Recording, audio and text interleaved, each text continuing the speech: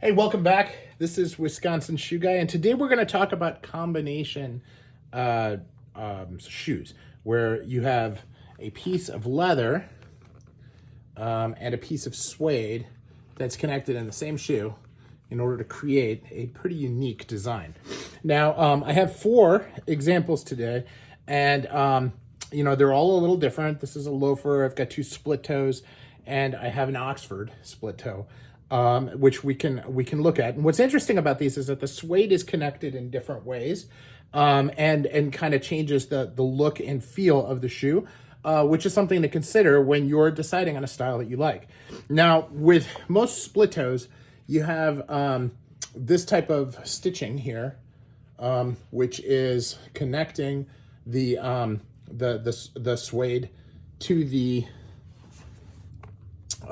the leather. Now here you have a grain pattern and you have a smooth pattern, and you can see that the stitch that they used is also somewhat different, and the layer on how this is connected here also looks a little different. Now this is handwork, it's pretty expensive. They're both fairly expensive shoes. You can see this is more of a reverse stitch, where this is more of a skin stitch on the toe. So there's a little bit of a difference there. This is pretty close to a skin stitch. It may just be the tension that's on it that's different. But, very, very nice. And when you look at the bottom of the shoes, you can see that the soles are very different. This has, a traditional fiddleback. This one is flat. So differences there. But really, the other piece of this is, how does the shape go with the shape of your foot? This is kind of rounded, that's more square. That's going to determine whether or not this fits your style. So something to think about as you're looking there. Now here we have really kind of a straight stitch. You got stitching on both sides on the toe. And what's interesting about this one is that, A, it's an Oxford, and split toe Oxfords are not common. And they have the facing is actually split between this is museum calf and suede, okay? So another little bit of a difference. And here what's also interesting is that the suede is under the museum calf all the way around. So it's not a complicated stitch. This is all done by machine. But Cheney did a nice job on this, keeping it ultra clean, which is important. It's an Oxford. You're not supposed to see a lot of fine details on Oxfords. It's supposed to be more of your high dress.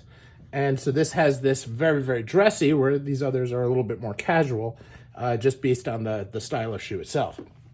Now in this one, this is, again, a totally different one. First, there's a little bit of a contrast in the color here, where the others are much more subdued. This is still subdued, but there is more contrast.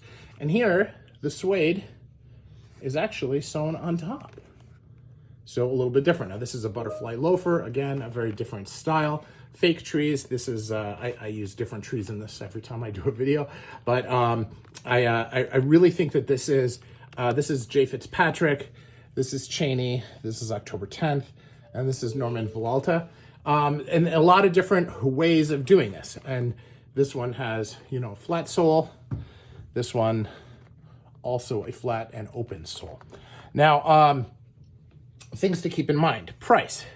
Now you'll see price differentiation here. These are about $450, about the same. I got these on sale for about half that.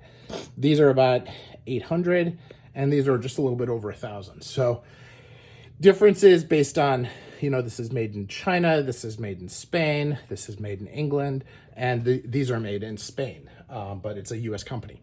So a lot of differences in the way that they're done. The quality of all of them is really high. I would argue that the quality of the Norman Villalta is a little bit higher in terms of leather, in terms of construction, although the October 10th is hand welted and has some features like the fiddleback sole. They have hinged trees, a bunch of different things that you wouldn't be able to get at that price point if it was made in Europe. So interesting things, just things to keep in mind as you're trying to design shoes for yourself. All these brands are going MTO, and you can do a lot of interesting, new, and fun things.